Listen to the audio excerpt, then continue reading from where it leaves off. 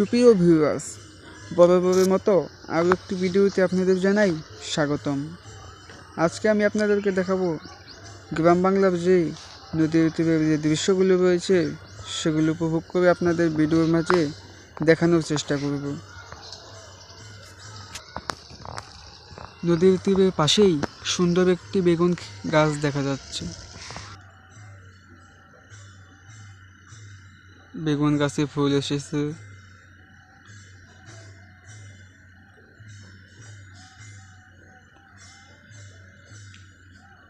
কিছুদিনের মধ্যে বেগুন ধরে যাবে গাছে।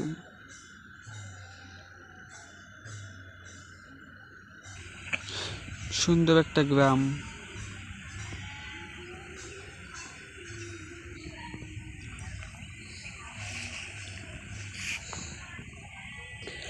নদীর তীরের সুন্দর একটি ভিউ।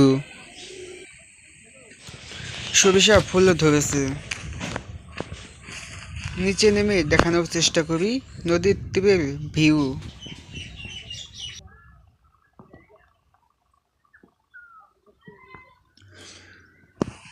নিচে নামা যাক। নিচে নেমে আপনাদেরকে ভিউটা উপভোগ করাই ভিডিওর মাধ্যমে। আশা করি ভিডিওটা আপনাদের ভালো লাগবে। সুন্দর একটি নদী।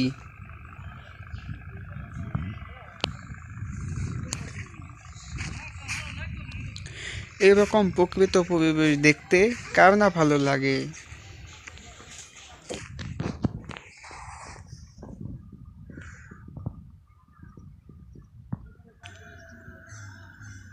সুন্দর একটি নদীর তীর। হালকা বাতাসে ঝুলছে সরিষা ফুল।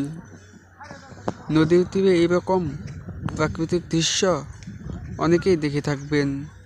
যারা গ্রাম বাংলায় থাকেন তারা এই প্রাকৃতিক দৃশ্যগুলো উপভোগ করতে পারে।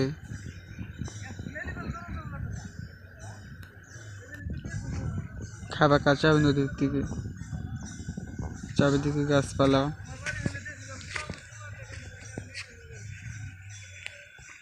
একটা ঘোড়া ঘাস খাচ্ছে। ঘোড়াটা অনেক সুন্দর। নদীর তীরে ঘাস খাচ্ছে। খুব সুন্দর একটি দৃশ্য। উপরে উঠা যাক।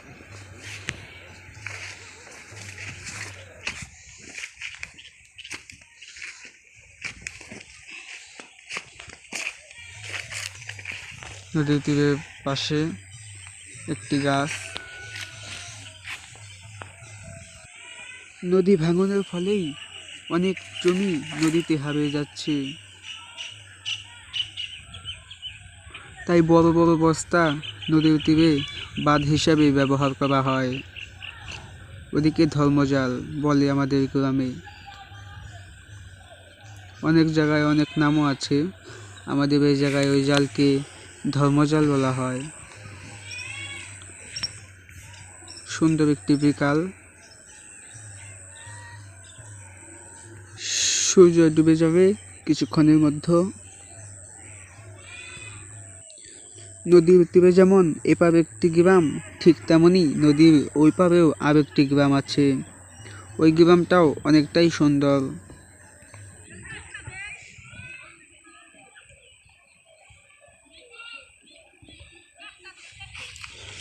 ওই ঘোড়াটা নদীর তীরে অনেকক্ষণ যাবতই ঘাস খাচ্ছে।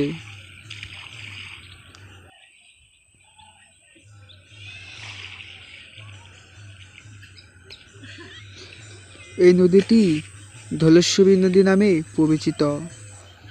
এই নদীতে পাওয়া যায় নানান রকমের মাছ। জেলেরা নানা ধরনের মাছ ধরে থাকে এই নদীতে। খুব সুন্দর একটি নদীর দৃশ্য, একদম ছবির মতো সুন্দর এই নদীর তীরটি।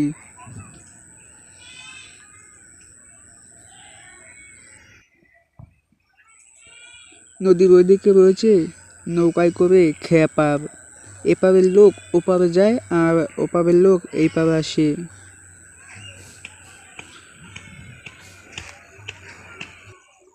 আজকের ভিডিওটি এইখানেই শেষ করা হলো।